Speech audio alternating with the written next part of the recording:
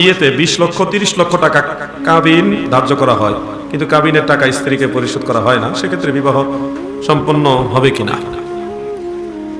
প্রথম কথা হলো, আমরা অসংখ্য ছেলেরা মেয়েদেরকে যৌতুক ছাড়া বিবাহ করতে রাজি হই, কিন্তু মেয়েরা অল্প কাবিনে বিবাহ বসতে রাজি হয় না। কথাটি ঠিক আছে?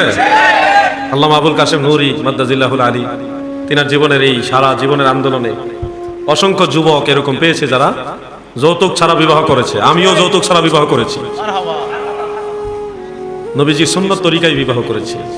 আমাদের এরকম অসংখ্য লোক আছে যারা যৌতুক ছাড়া বিবাহ করে বা করতে চায় বা সম্মত হয়।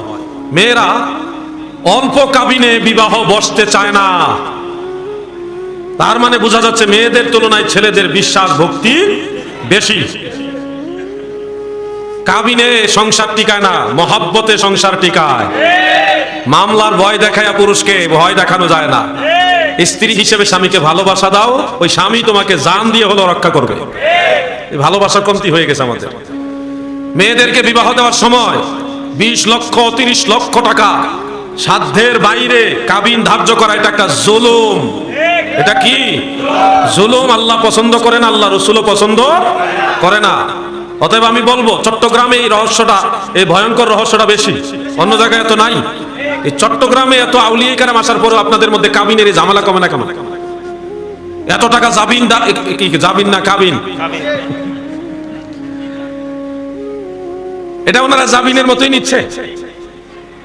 ছেলেদেরকে মনে করা হচ্ছে লম্বা টাকা কাবিন ধরে কিছুদিন সংসার করেই যৌতুক মামলা, মিথ্যা মামলা, হুদ্দা আজাইরা মিথ্যা মামলা একটা দিয়া সংসারটা ভাঙ্গে ওই কাবিনে টাকা দিয়ে বাড়ি। এরকম অহরহ ঘটনা হচ্ছে কি হচ্ছে না? নিঃসন্দেহে এটা বর্জনীয়, নিন্দনীয়, পরিত্যাজ্য। পরিহার করবেন এগুলি। আপনার যে কাবিন, এই কাবিন যেটা লিখবেন এটা আপনার হক নয়, এটা আপনার স্ত্রীর হক।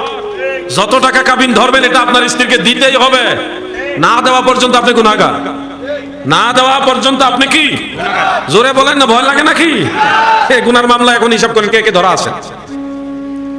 ঠেলার চোটে 20 লাখ টাকা লেখছেন, 30 লাখ টাকা লেখছেন, যতক্ষণ পর্যন্ত স্ত্রীকে এই টাকাটা না দিবেন বুঝায়া, ততক্ষণ পর্যন্ত আপনি গুনাহগার, বড় ধরনের গুনাহগার। আর আমি মা বোনদেরকে বলবো, স্বামী স্ত্রীর মধ্যে মহব্বত বাড়ান। কাবিন এত বেশি ধরা লাগবে না, এত বেশি কাবিন ধরা লাগবে না গো। অল্প কাবিনের মধ্যেই দেখবেন আল্লাহর রহমতে সংসার মৃত্যুর আগ পর্যন্ত টিকবে। আল্লাহর উপর ভরসা নাই। এখন মানুষ পাগল হয়ে গেছে দুনিয়ার জন্য, পাগল হয়ে গেছে, উন্মাদ হয়ে গেছে টাকার জন্য, দুনিয়ার জন্য। মানুষটা যে মরবে চিন্তাটাই মাথার মধ্যে। বিবাহ সম্পন্ন হওয়ার জন্য যেই কয়টা শর্ত বেশি জরুরি, এগুলি হলো ইজাব কবুল এবং সাক্ষী। ইজাব কবুল এবং সাক্ষী হানাফি মাযহাব মোতাবেক। ইজাব কবুল বেশি বোঝানোর দরকার নাই, পরে ফুলাবেন আলগালগাকে বিয়ে করে নেবেন। ইজাব কবুল এবং সাক্ষী, এরপরে আরো কিছু আনুষঙ্গিক বিষয় আছে, খুতবার ব্যাপার আছে, উকিল নিয়োগের ব্যাপার আছে, অনেক কিছুই আছে। আমি আপনাদেরকে বলবো, কাবিনের এই যে লম্বা টাকা যেটাই ধরেন, কম ধরেন বেশি ধরেন, এটার হকদার হলো স্ত্রী, এটার হকদার স্বামী নয়। যেটা আপনি পারবেন না দিতে, ওটা কেন ধরেন? নিজেকে কেন গুনাহগার বানাচ্ছেন? আবার কিছু মানুষ চালাকি করে, বাসর রাইতে গিয়ে কয় আমি তোমার এই চেকটা দিলাম, তুমি গ্রহণ করে আবার ফেরত দিলাম। এই আরেক বাটপারি। চেক দেয়, দিয়া স্ত্রীকে দিয়া কয় আমরারই তো থাকবো, দিয়ে লাও। স্ত্রীও লজ্জায় পড়ে কয় আচ্ছা ঠিক আছে নেন। এগুলি করেও স্ত্রীদেরকে, মেয়েদেরকে ঠকানো হচ্ছে। আপনার এই কাবিনের টাকাটা টোটালি তাকে দিয়ে দিতে হবে। এটা আপনার কোনো হক না, এটা সম্পূর্ণ ওনার হক। আল্লাহ যেন আমাদেরকে সুন্নত তরিকায় বিবাহ শাদী সম্পন্ন করার তৌফিক দেন, বলেন আমিন।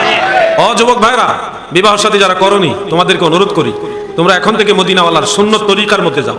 তুমি যদি এই কাবিনের ব্যাপারে, মেয়েদেরকেও বলছি, তোমরা যদি কাবিন নিয়ে সীমা লঙ্ঘন করো, তাহলে এর মধ্যে তোমরা দুনিয়াতেও শান্তি পাইবে না, আল্লাহর রহমত পাইবে না, আখিরাতেও এটার কারণে জাহান্নামে যাওয়া লাগবে।